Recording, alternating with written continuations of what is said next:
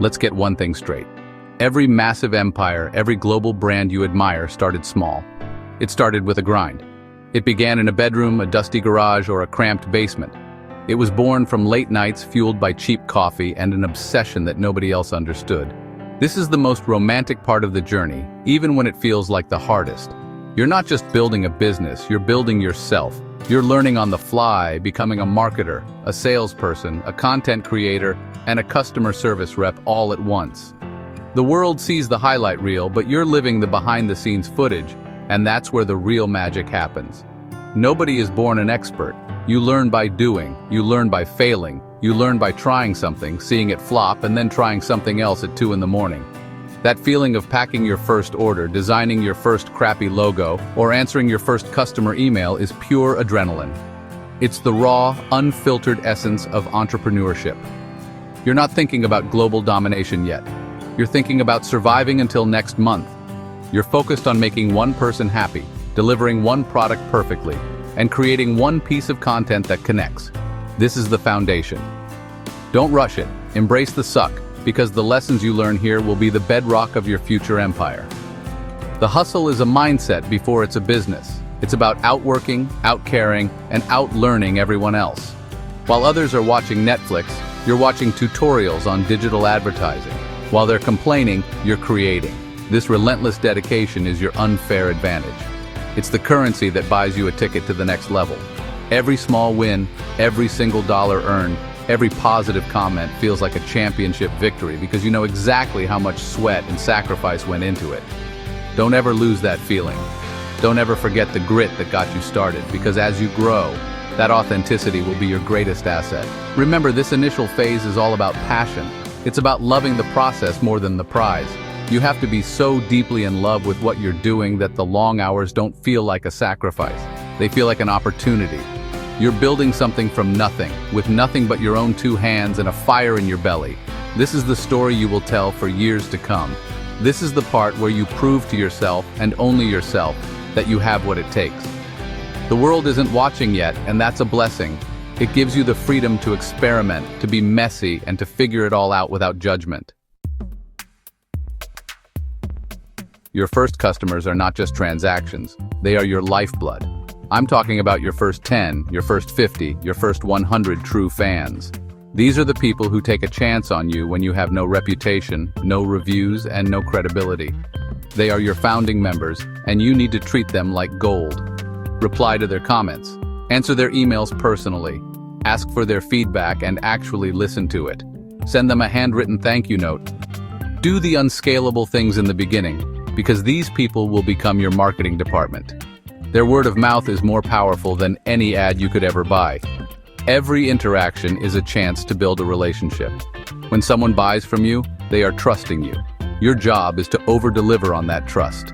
Ship faster than you promised. Include a small, unexpected gift. Provide service that is so ridiculously good they can't help but tell their friends about it. In a world of automated bots and faceless corporations, being human is a superpower. Care more. It's that simple. People are tired of being treated like a number on a spreadsheet. Show them you see them, you hear them, and you appreciate them. This is how you build a community, not just a customer list. These early adopters are your validation. They are proof that your idea, your hustle, has merit. Their feedback is the most valuable data you will ever receive. They will tell you what's wrong with your product, what they love about it, and what you should do next. Don't get defensive, get curious, ask questions. What could we do better? What else would you like to see from us? Turn your customers into collaborators. When people feel like they are part of your journey, they become emotionally invested. They will defend you, promote you, and stick with you through the tough times because they feel like they helped build it. The goal here isn't just to make a sale, it's to create an echo. One happy customer tells 2 friends. Those 2 friends tell a few more. This is how you grow organically. It's a slow burn, not a wildfire, but it builds a foundation of granite. You're not just hunting for new customers, you're farming a loyal community. This loyal base gives you the stability to take bigger risks later on. They are your safety net. Before you even think about scaling or going global, you need to absolutely dominate your first circle. Make your first 100 customers so ridiculously happy that they become your evangelists for life. One day something incredible happens. An order comes in from another city, then another from a different state. Then you get an email from someone in Germany, or a comment on your Instagram from Brazil asking, "Do you ship to my country?" This is the spark. This is the moment the world shrinks and your perspective explodes. It's no longer just a local hustle. The internet has given your garage-based operation a global storefront, and people from thousands of miles away are knocking on your digital door. This is the signal. This is the market telling you that you've built something that resonates beyond your zip code. This is the pivot point. You have a choice. You can stay local, serve your community, and build a great lifestyle business. There is zero shame in that. Or you can listen to that faint signal from across the world and ask a bigger question. What if? What if this could be bigger? This is where your mindset has to shift from a hustler to a CEO. You have to stop thinking about the next sale and start thinking about the next system. The demand is there, but demand without the infrastructure to support it leads to chaos, bad reviews, and a quick death. The dream gets real, and so does the work required to build it. Don't jump the gun. The first step isn't to start shipping everywhere immediately. The first step is to listen and learn. Why are people in other countries interested? What problem are you solving for them? Is it the product itself, your brand story, or your content? Do your homework. Research these new markets. What are the cultural nuances? What are the shipping costs and regulations? That first international order is a sign of interest, not a guaranteed market. Use it as a breadcrumb to follow. Engage with these international fans, ask them questions. Their insights are your free market research. The decision to go global isn't a single event. It's a change in ambition.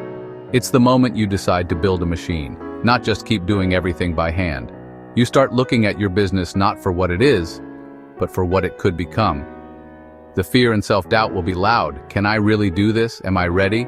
The answer is you're never fully ready. You become ready by starting.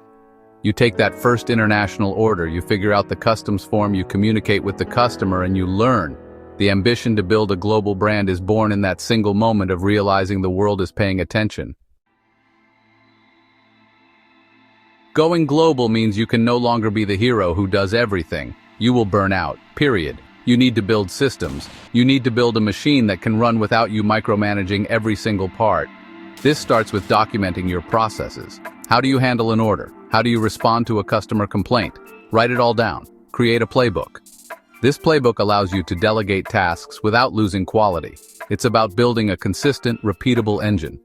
Your job is to shift from being the engine's main gear to being the mechanic who fine-tunes it. Technology is your best friend in this phase. It's honestly the ultimate leverage. Use platforms like Shopify or BigCommerce to handle your online sales and international payments. Integrate tools like Klaviyo for email marketing automation and Gorgias for streamlined customer support. For team collaboration, platforms like Slack and Asana are non-negotiable for keeping everyone everywhere on the same page. Don't be cheap on the tools that save you time. Time is the one asset you can't buy back. Automate every repetitive task you can so you can free up your brain to focus on the big picture strategy, not on manual data entry. But systems and tech are useless without the right people.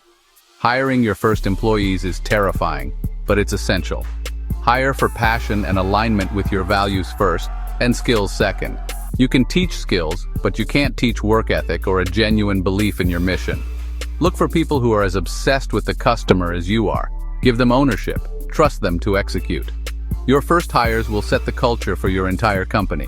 If you hire smart, passionate people and empower them, they will build the systems with you. Don't hire to delegate tasks you hate. Hire to bring in expertise you lack. Scaling is a mindset. It's about letting go. It's about trusting the systems you've built and the people you've hired. Mistakes will happen. An order will get lost. A system will break. That's part of the game. The key is to learn from every mistake and use it to make the system stronger. Your role transforms from the doer to the architect. You're no longer just packing boxes. You're designing the entire warehouse's workflow. This is the hardest transition for any founder, but it's the only way to scale beyond yourself and build something that can truly reach a global audience. Once you have the systems in place, it's time to truly go global. And this is where so many people mess up. They think they can just copy and paste their local strategy into a new country. That's a recipe for failure. You need to practice cultural humility. What works in New York might be offensive in Tokyo. Your branding, your messaging, and even your pricing might need to be adjusted. This is called localization. It's not about changing who you are. It's about translating your authentic self into a language and context that a new culture can understand and connect with. This means doing your homework. Hire local talent or partner with agencies in your target markets. They will understand the nuances that you never could from afar. They can help you navigate local regulations, payment preferences, and marketing channels. For example, some countries prefer cash on delivery, while others rely on specific mobile payment apps. Your one-size-fits-all checkout page won't work. You need to adapt. Localize your website content, run ads that feature local faces, and engage with local influencers. Show people that you're not just another foreign company trying to take their money. You're there to be a part of their community. Never lose your story.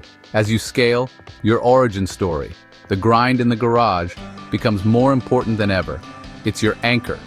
It's what makes you authentic and relatable in a sea of faceless corporations. Tell that story over and over again, on every platform, in every market.